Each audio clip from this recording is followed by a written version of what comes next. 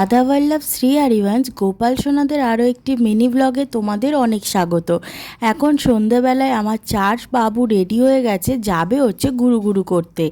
আর এখন চলে এসেছি আমরা একটা দোকানে, এখান থেকে আমাদের পুচকে ভিয়ান সোনার জন্য একটা ড্রেস নেব। তো বুঝতেই পারছি না কোনটা ছেড়ে কোনটা নেব। তো মা আমাকে বলে দিল কোনটা নেবার জন্য তোমাদের সঙ্গে অবশ্যই শেয়ার করব, আর তার সঙ্গে কোথায় যাচ্ছি, কাদের বাড়ি যাচ্ছে, সব কিছুই তোমাদের এই ভিডিওতে আমি শেয়ার করব। আমরা এখন চলে এসেছি আমার মেজো মাসিমণির বাড়িতে, আর এসেই আগে চার বাবুকে ভোগ লাগিয়ে দিয়েছি, সঙ্গে আমাদের মেজো মাসিমণির বাড়ির গোপালকেও ভোগ লাগিয়েছি। আর এটা হচ্ছে আমার মাসিমণির গোপাল, যার নাম গোপু। আর এখানে ওদের ভোগ লাগিয়ে দিয়েছি, তো সেই জন্য আমরা চলে যাচ্ছি নিচে। একটা রাস্তা জার্নি করে এসেছি, তো সেই জন্য আগে গোপাল সোনাদের ঘুম পাড়িয়ে দিয়েছি ওদের খাইয়ে দাইয়ে। আর এখানে আমার মাসিমণি আমাকে ডাকছে যে চলে আয়, ওরা ঘুমোচ্ছে, থাক। এখানে মাসিমণি সবাইকে প্রসাদ দিচ্ছে, আমি নামিয়ে দিয়েছি প্রসাদটা, তাই আমি বললাম তুমি সবাইকে হাতে হাতে দিয়ে দাও, তো আমাকেও দিয়ে দিয়েছে প্রসাদ।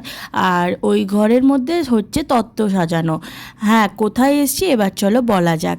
এই যে দিদিটাকে দেখছো, এই দিদিটার বিয়ে, তো সেই বিয়ে উপলক্ষে আমরা এসেছি। এটা আমার এক মাসির মেয়ে হয়, তো এরই বিয়েতে আমরা এসেছি। আর এখানে আমার মা ওর গিফটটা দিয়ে দিল, আর ওকে মিষ্টি খাইয়ে আশীর্বাদ করে দিল।